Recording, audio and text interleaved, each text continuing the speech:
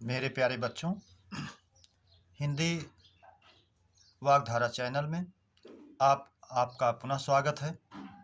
इस उम्मीद और अपेक्षा के साथ आप अपनी तैयारी में विधिवत लगे होंगे और सभी विषयों की तैयारी के साथ हिंदी पर भी विशेष रूप से फोकस कर रहे होंगे, क्योंकि यह आपको पूर्णांक दिलाने की ओर ले जाता है और आपकी मातृभाषा है, सरल है, आसानी से इसको समझ जाते हैं और प्रयास कर रहे होंगे कि मुझे पूर्णांक हिंदी में मिले, क्योंकि आपके चयन में इसकी महती भूमिका होती है। तो इस उम्मीद और अपेक्षा के साथ ये हल कर रहे आपकी श्रृंखलाएं आपके लिए बेहतर साबित होंगी और जैसा कि आपको लग भी रहा होगा कि ये मेरे लिए उपयोगी सिद्ध होंगी, तो उसी बढ़ते हुए क्रम में हम लोग आज अपनी अगली श्रृंखला अभ्यास 29 पर चर्चा करेंगे। लेकिन एक अपेक्षा और उम्मीद आपसे ज़रूर है, इसे सब्सक्राइब, लाइक और शेयर करने का कष्ट ज़रूर करेंगे। तो आज आइए हम अपने पहले प्रश्न की शुरुआत करते हैं। पहला प्रश्न है हमारा, किस शब्द में कोई उपसर्ग नहीं है? पहला शब्द है हमारा कुसंग। इसमें है संग माने साथ, को खराब संगति, को उपसर्ग लगा हुआ है। सुसंग सुंदर संगति, इसमें उपसर्ग सु लगा हुआ है। सी सुकुमार, ऐसा कुमार, ऐसा पुत्र बेटा जो सुंदर हो, सु उपसर्ग है। डी कुलीन, उच्च कुल में उत्पन्न हुआ व्यक्ति के लिए वाक्यांश का एक शब्द बनता है, लेकिन इसमें मूल शब्द कुल है और ईन प्रत्यय है, इसलिए इसमें उपसर्ग नहीं बल्कि प्रत्यय है। विकल्प डी हमारा सही हो जाएगा। प्रश्न नंबर 2, स्वच्छ और स्वच्छ समश्रुति भिन्नार्थक शब्द का अर्थ है। अब ये स्वच्छ जो है ये है सु प्लस अक्ष, सुंदर आंख, सुंदर नेत्र, और ये स्वच्छ पूर्ण शब्द है और जिसका शब्द अर्थ होता है साफ। तो जहाँ पर हमें सुंदर नेत्र और साफ मिले वो विकल्प हमारा सही होना चाहिए। तो विकल्प ए है साफ सुथरा, नहीं है। विकल्प बी साफ श्वेत, ये भी नहीं है। विकल्प सी श्वेत सुंदर, ये भी नहीं है। विकल्प डी सुंदर नेत्र और साफ, ये मिला आपका उसका अर्थ, इसलिए विकल्प डी हमारा सही हो जाएगा। प्रश्न नंबर 3, स्वागत और स्वाभिमान में संधि है। जैसा कि जानते हैं स्वागत शब्द सु प्लस आगत यण स्वर संधि के अनुसार बनता है स्वागत, और स्वाभिमान में स्व प्लस अभिमान, अपना अभिमान, तो इसमें दीर्घ स्वर संधि हो जाती है। तो जहाँ पर यण और दीर्घ मिले उसको आप सही माने। में संधि पूछ रहा है, यण स्वर संधि, दीर्घ स्वर संधि, तो आपका विकल्प ए में ही मिल जाता है, इसलिए सही है। बी वृद्धि स्वर दीर्घ, वृद्धि स्वर आयाद, दीर्घ स्वर आयाद से कोई तात्पर्य नहीं है। बढ़ते हुए हम लोग अगले प्रश्न पर चलते हैं। प्रश्न नंबर 4, वह दिल्ली से आया में कारक है। विकल्प ए कारण कारक, बी संप्रदान कारक, सी कर्म कारक, डी अपादान कारक। तो वह दिल्ली से आया, दिल्ली से आया यानी दिल्ली से अलग हुआ। जैसा कि अपादान में हम जानते हैं दूर या पास में भी अपादान कारक होता है, अलगाव के अर्थ में तो होता ही है। यहाँ अलग होने का भाव भी आ रहा है, वह दिल्ली से आया यानी दिल्ली से दूर हुआ, तो इसलिए अपादान कारक ही हमारा सही होगा। विकल्प डी हमारा सही हो जाएगा, अपादान कारक। प्रश्न नंबर 5, स्पर्श संघर्षी व्यंजन है। ए शाखा साहा, बी शाखा सा, सी चाछा जाझा, डी कागा जाफा। तो जैसा हम जानते हैं शाखा साहा हमारा उष्म है, शाखा सा में एक नहीं है, और चाछा जाझा ये हमारे संघर्षी के साथ स्पर्श संघर्षी भी हैं, इसलिए विकल्प सी हमारा सही हो जाएगा। डी कागा जाफा ये हमारे आगत वर्ण हैं। प्रश्न नंबर 6, दृगंचल का संधि विच्छेद है। ए दृग प्लस अंचल, बी दृग प्लस अंचल, सी दृग प्लस चल, डी सभी। सभी नहीं, ये जो है पदांत जस्त संधि का शब्द है दृग प्लस अंचल, का ग हो गया, इसलिए दृग प्लस अंचल दृगंचल का संधि विच्छेद सही हो जाएगा। प्रश्न नंबर 7, निकट प्लस या का शुद्ध रूप है। इसमें निकट में या प्रत्यय जोड़ा गया है। विकल्प ए निकट्य, बी निकट्या, सी नैकिट्य, डी कोई नहीं। तो जैसा कि जानते हैं हम किसी शब्द में या और एक प्रत्यय जोड़ते हैं तो उस पद के पूर्व स्वर यदि ई है तो अ, ऊ है तो औ, ओ है तब भी औ, ह्रस्व आ है तो दीर्घांत आ में बदल जाता है। तो निकट में ना पे छोटी की मात्रा है तो आई में बदल जाएगा और या उसमें जुड़ जाएगा, टा में जो रहेगा हलंत, वो इसमें या जोड़ने के कारण वो नहीं रहेगा, हलंत लग जाएगा, तो ये हलंतयुक्त यानी टा शुद्ध व्यंजन हो जाएगा और हमारा शब्द बन जाएगा नैकिट्य। विकल्प सी हमारा सही हो जाएगा। डी, किसान मेहनत करता है लेकिन लाभ नहीं पाता। रचना की दृष्टि से वाक्य है। अब इसमें वाचक चिन्ह मैंने बताया था, जहां भी लेकिन आए वो किसी का वाचक चिन्ह होगा, चाहे सरल संयुक्त मिश्र में से एक का।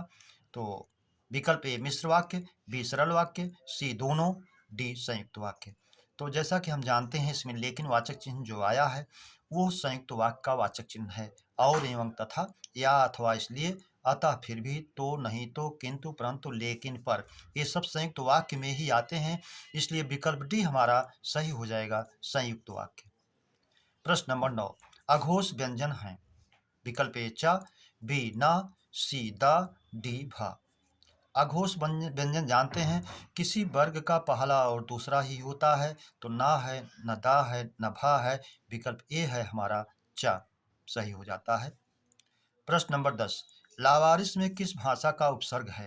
विकल्प ए हिंदी, बी अंग्रेजी, सी अरबी फारसी, डी किसी का नहीं। तो लावारिस ये उर्दू के 19 अरबी फारसी के 19 उपसर्गों में आता है। ला, बबा बे बिल, बिला बरबद, खुसैन सर गैर ना हर हम, अल फिल फी अला दर कम। अगर ये उपसर्ग आपको याद है तो आपको लगता भी होगा कि ये अरबी फारसी का शब्द उपसर्ग है, इसलिए ला वारिस, वारिस रहित, वारिस के बिना, अरबी फारसी सी में चला जाएगा। प्रश्न नंबर 11, प्रत्यक्ष में समास है। ए तत्पुरुष, बी द्विगु, सी द्वंद्व समास, डी अव्ययी भाव समास। प्रत्यक्ष, प्रति प्लस अक्ष, तो ये आंख के सामने, ई का या हो गया, इसलिए इसमें उपसर्ग लग गया प्रति उपसर्ग। और जहां पर अव्यय उपसर्ग या निपात होता है पूर्व में, वो जो है अव्ययी भाव समास होता है। आंखों के सामने प्रति प्लस अक्ष प्रत्यक्ष, इसलिए विकल्प डी हमारा सही हो जाएगा। प्रश्न नंबर 12, कामायनी किसकी रचना है। ए सुमित्रानंदन पंत, बी चंद्रबरदाई, सी जयशंकर प्रसाद, डी प्रेमचंद। जैसा कि जानते हैं जयशंकर प्रसाद की प्रसिद्ध रचना जो 15 सर्कों में बटी हुई है कामायनी, इसलिए विकल्प सी हमारा सही हो जाएगा। प्रश्न नंबर 13, वर्तनी के अनुसार शुद्ध शब्द है। ज्योत्सना जो जुन्हाई का तत्सम है जिसका शाब्दिक अर्थ होता है चांदनी। बी प्रज्वल जो प्रकाशमान है, ज्वल इसमें मूल शब्द है जिसका शाब्दिक अर्थ होता है प्रकाश, ये भी सही है। सी समुज्जल, सम प्लस उज्जवल, ये भी सही है उज्जवल की तरह। डी सभी, चूंकि तीनों शब्द सही हैं इसलिए विकल्प डी हमारा सही हो जाएगा सही सभी। प्रश्न नंबर 14, सरसों और संतान किस लिंग के हैं। प्रायः हम जानते हैं कि ये परीक्षाओं में ये दोनों शब्द बहुत ही पूछे जाते हैं, कई बार पूछे भी गए हैं, और ये दोनों शब्द स्त्रीलिंग में होते हैं। ए पुल्लिंग नहीं है, बी स्त्रीलिंग है, इसलिए सही हो जाएगा। उभय लिंग से और कोई नहीं से कोई तात्पर्य इसका नहीं है। प्रश्न नंबर 15, मक्खियां भिनभिना रही थीं में व्युत्पत्ति के आधार पर क्रिया है। ए अनुकरणात्मक क्रिया, बी नामधात क्रिया, सी प्रेरणार्थक क्रिया, डी तात्कालिक क्रिया। मक्खियां भिनभिना रही थीं, ये भिनभिना जो है ध्वनियों का आधार लेकर के बनाई गई हैं, ध्वनियों के सहारे बनाई गई हैं, इसलिए अनुकरणात्मक क्रिया में जाएगी। अनुकरण करके विकल्प ए हमारा अनुकरणात्मक क्रिया। प्रश्न नंबर 16, शुद्ध वाक्य है। बच्चों ने प्रधानाचार्य को अभिनंदन पत्र प्रदान किया। छोटे बड़ों को प्रदान नहीं बल्कि अर्पित करते हैं, इसलिए अशुद्ध है। विकल्प बी खरगोश को काटकर गाजर खिलाओ, वाक्य शुद्ध है। अगर ये होता गाजर को काटकर खरगोश को खिलाओ तो वाक्य शुद्ध होता। विकल्प सी यहाँ ताजे गन्ने का रस मिलता है, यहाँ ताजे गन्ने का रस मिलता है। अब यहाँ ताज़ा गन्ना ना होकर के अगर होता गन्ने का ताज़ा रस मिलता है तो ये भी सही हो जाता। विकल्प डी आवश्यकता आविष्कार की जननी है, ये पूरी तरह शुद्ध है, इसलिए विकल्प डी हमारा सही हो जाएगा।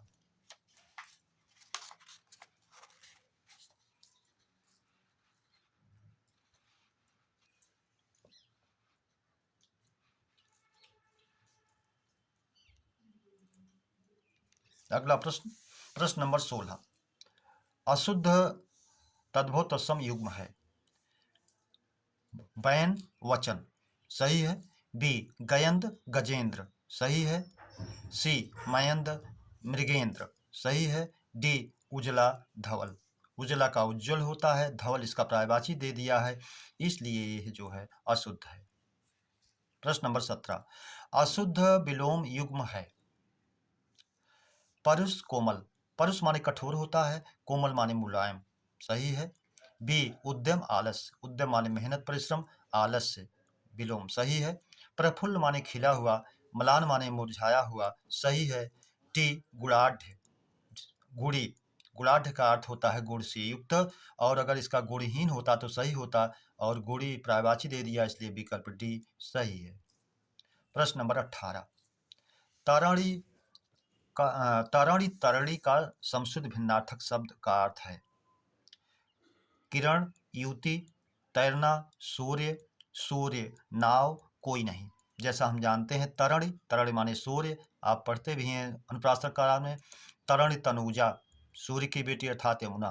तट तमाल तरुवर बहुछाए, तरणी माने नाव होता है। अगर यही तरुणी होता तो उसका भी एक अर्थ होता युवती। तो यहाँ जहाँ पर सूर्य और नाव मिले वो आपका सही है, तो विकल्प सी में सूर्य और नाव है, इसलिए हमारा ये सही है।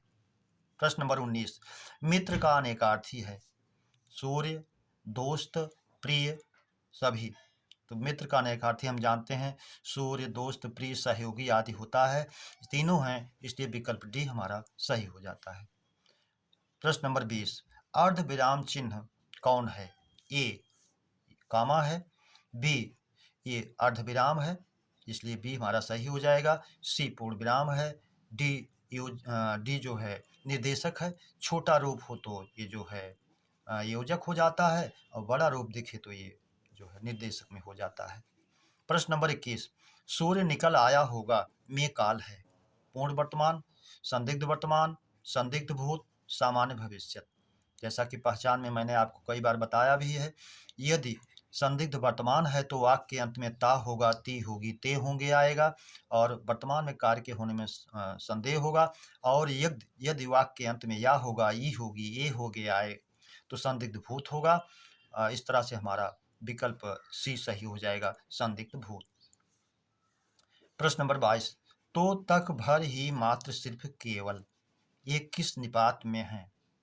ए प्रश्नवाचक, आदरबोधक, सी तुलनाबोधक, डी बलदायक या सीमा बोधक। अब जैसे हम जानते हैं कि तो तक भर निपात के 9 प्रकारों में एक प्रकार सीमा बोधक या बलदायक निपात है, जिसके वाचक होते हैं तो तक भर ही मात्र सिर्फ केवल, यही शब्द आते हैं सीमा बोधक या वाक्य में बल प्रदान करते हैं, इसीलिए ये सीमा बोधक या बलदायक में जाएगा, विकल्प डी हमारा सही हो जाएगा। प्रश्न नंबर 23, निपात के कितने प्रकार हैं। ए 6, बी 7, सी 8, डी 9। तो जैसा हम जानते हैं, अभी मैंने बताया भी, निपात के 9 प्रकार होते हैं, तो विकल्प डी हमारा सही हो जाएगा। स्वीकृत बोधक से लेकर के आदर बोधक तक 9 निपात होते हैं, तो हमारी संख्या 9 हो जाएगी। प्रश्न नंबर 24, मुदित महीपति मंदिर आए, सेवक सचिव सुमंत्र बुलाए में कौन सा छंद है। चौपाई, बी उल्लाला, सी सोरठा, डी गीतिका। तो हम इसको काउंट करके भी देख लेते हैं। लघु, लघु, लघु, लघु, गुरु, लघु, लघु, अनुस्वार है, गुरु हो जाएगा, लघु, लघु, गुरु, गुरु। काउंट कर लें, 3, 1 4, 2 6, 2 8, 2 10, 2 12, 2 14, 2 16। तो प्रत्येक चरण में 16-16 मात्राएं आगे भी हैं, और आपको लग रहा है पढ़ने से भी एक चौपाई है, इसलिए विकल्प ए हमारा चौपाई में चला जाएगा, सही हो जाएगा। सेवक सचिव सुमंत्र बुलाए, उसमें भी 16 मात्राएं आएंगी, चौपाई का उदाहरण है। प्रश्न नंबर 25, ओस बिंद चुग रही हंसिनी मोती उनको जान।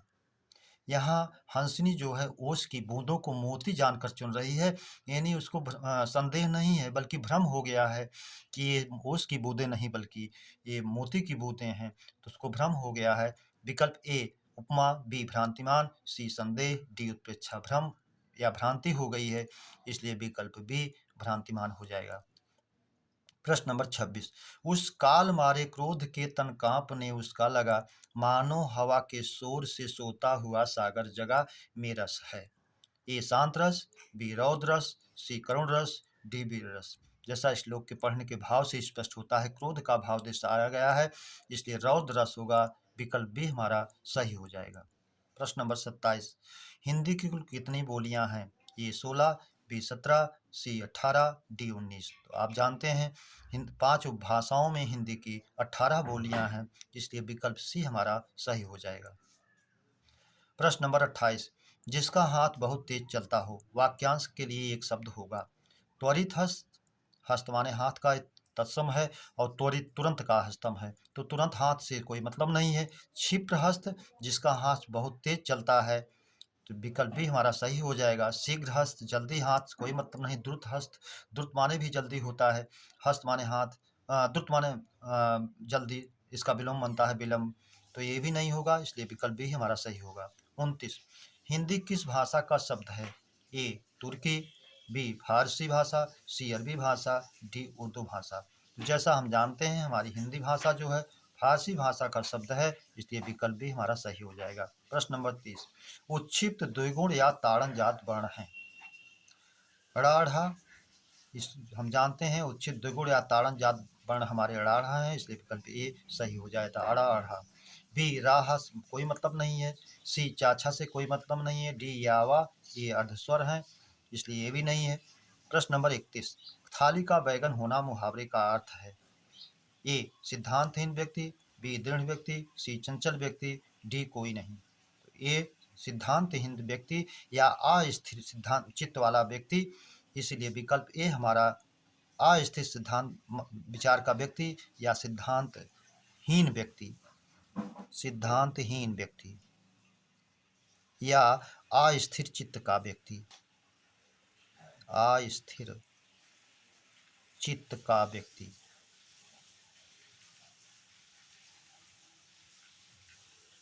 सही हो जाएगा। इस तरह से मेरे प्यारे बच्चों, हम लोगों ने आज 31 प्रश्नों पर चर्चा की।